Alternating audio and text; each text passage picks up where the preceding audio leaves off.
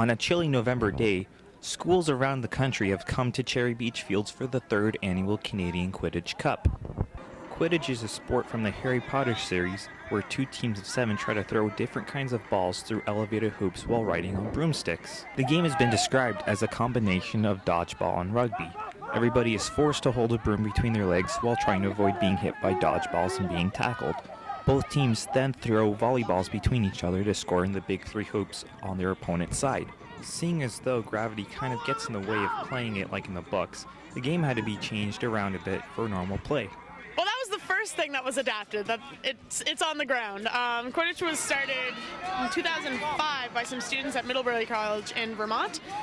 So that was the first thing they adapted, and they wanted to get positions, players, balls in place, and it happened. And we haven't noticed a difference. We haven't been held back so far.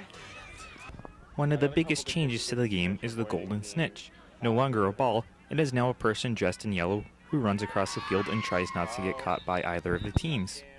A couple of years I've been snitching and only snitching.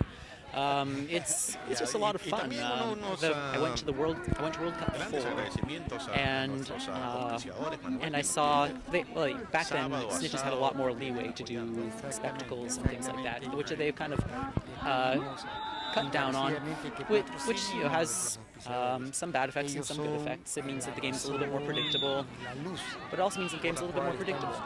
People who would come on riding unicycles and who'd be juggling or doing handstands and cartwheels,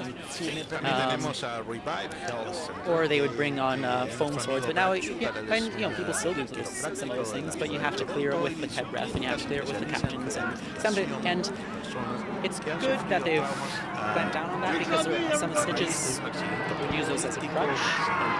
One that would, there was a guy that had a fitted sheet and used that as kind of a matador cape, and that was hilarious. It was awesome. Equally, for every one of those, there's about 3 snitches that will wrap the cape around them and make it impossible for them to get caught, which isn't fun. Despite the competitive and sometimes violent nature of the sport, all of the teams here are here because of their love of the sport and from the books that it came from. To find out more about the Canadian Quidditch Cup and the Canadian Quidditch scene in general, visit thesheridansun.ca. This has been Tyler Reynolds with the Sheridan Sun. Just for the record.